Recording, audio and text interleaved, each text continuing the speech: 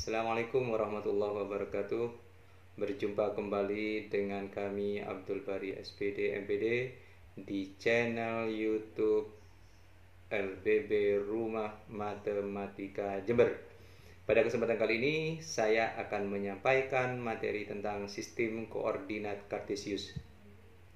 Pada materi ini yang akan kita pelajari ada 2 KD. KD 3.2 menjelaskan titik dalam bidang koordinat Kartesius dihubungkan dengan masalah kontekstual. Kemudian KD 4.2 menyelesaikan masalah yang berkaitan dengan kedudukan titik dalam bidang koordinat Kartesius. Kemudian tidak lupa juga kita harus memahami tentang kegunaan konsep koordinat Kartesius dalam kehidupan sehari-hari. Yang pertama, menentukan posisi seseorang terhadap orang lain atau benda lain.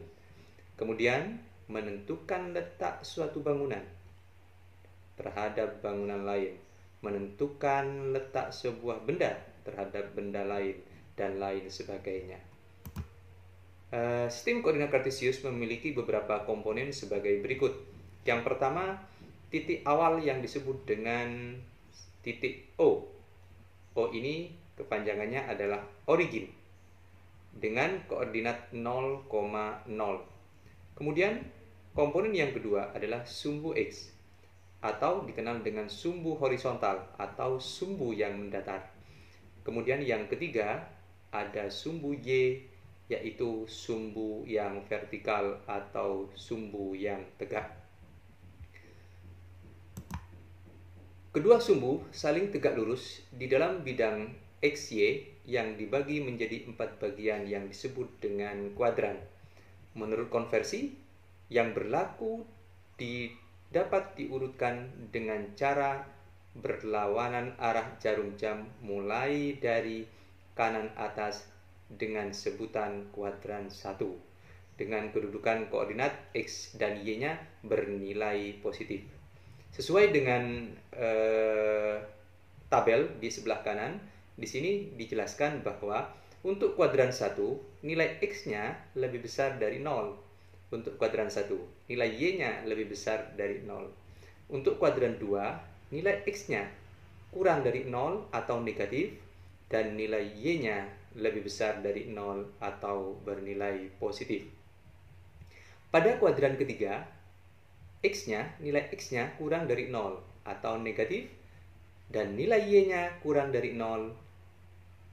Untuk kuadran keempat, nilai X-nya lebih besar dari 0 dan nilai Y-nya kurang dari 0 atau negatif. Dalam sebuah kuadran akan bernilai negatif dengan nilai koordinat X akan bernilai positif.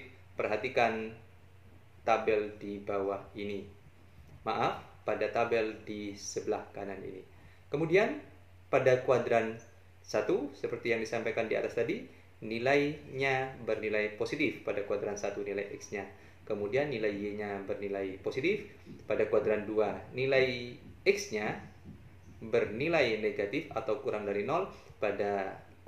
Pada sumbu Y-nya nilainya positif atau lebih besar dari 0.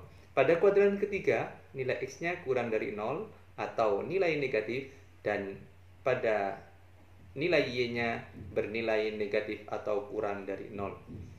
Pada kuadran 4, nilai X-nya nilainya positif atau lebih besar dari 0 dan nilai Y-nya bernilai negatif atau kurang dari 0.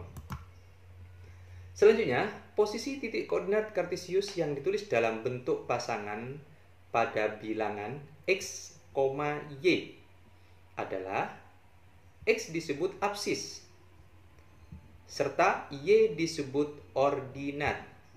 Sebagai contoh, dalam koordinat menjadi titik A ada di koordinat 1,0 dengan tulisan A dalam kurung 1,0. Selanjutnya, titik B ada di koordinat 2,4. Ditulis dengan B 2,4. Selanjutnya, titik C ada di koordinat 5,7 dengan ditulis C dalam kurung 5,7. Serta titik D ada di koordinat 6,4 dengan ditulis D dalam kurung 6,4. Yang dimaksud di sini seperti contoh titik A ada di koordinat 1,0, berarti pada titik A itu searah dengan sumbu X, dia berada di 1 positif, kemudian searah dengan sumbu Y-nya titik A itu berada di arah 0 pada sumbu Y-nya. Kemudian selanjutnya kita ambil suatu permasalahan. Ordinat poin A atau titik A dengan 9,21 adalah titik-titik A negatif 9, B 9, C negatif 21, dan D 21.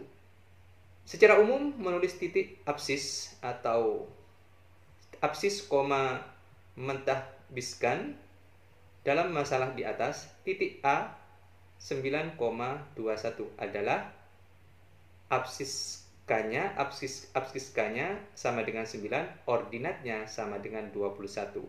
Jadi X-nya 9, ordinatnya atau Y-nya adalah 21.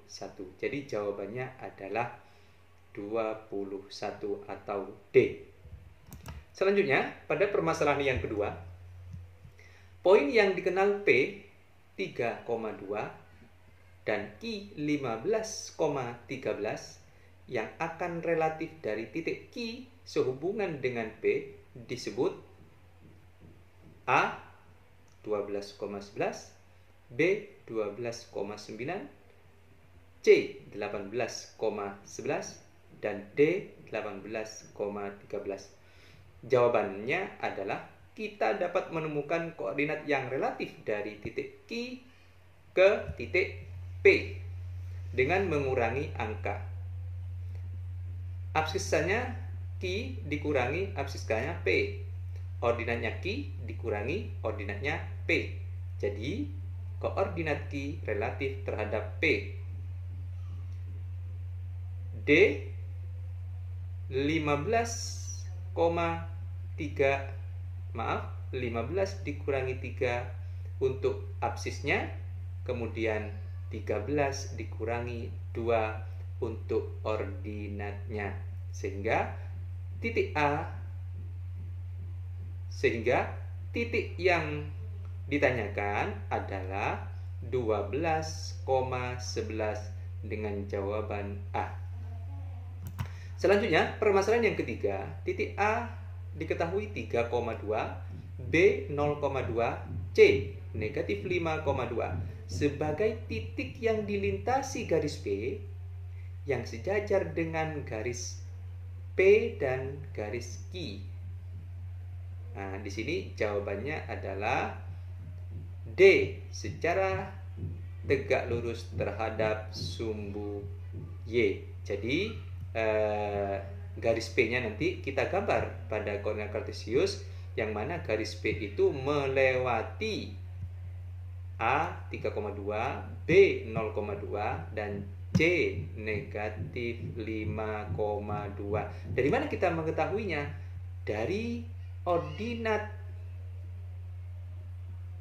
titik-titik yang dilalui oleh garis P, yaitu ordinatnya A, ordinatnya B, ordinatnya C diketahui di sini sama-sama 2. Berarti kesimpulannya pada posisi Y, garis P ini tidak mengalami perubahan nilai. Berarti kesimpulannya juga bahwa garis P ini tegak lurus terhadap sumbu Y. Maka jawabannya adalah D. Demikianlah penjelasan materi tentang koordinat kartesius. Mudah-mudahan bermanfaat bagi kita semua. Terima kasih. Wassalamualaikum warahmatullahi wabarakatuh.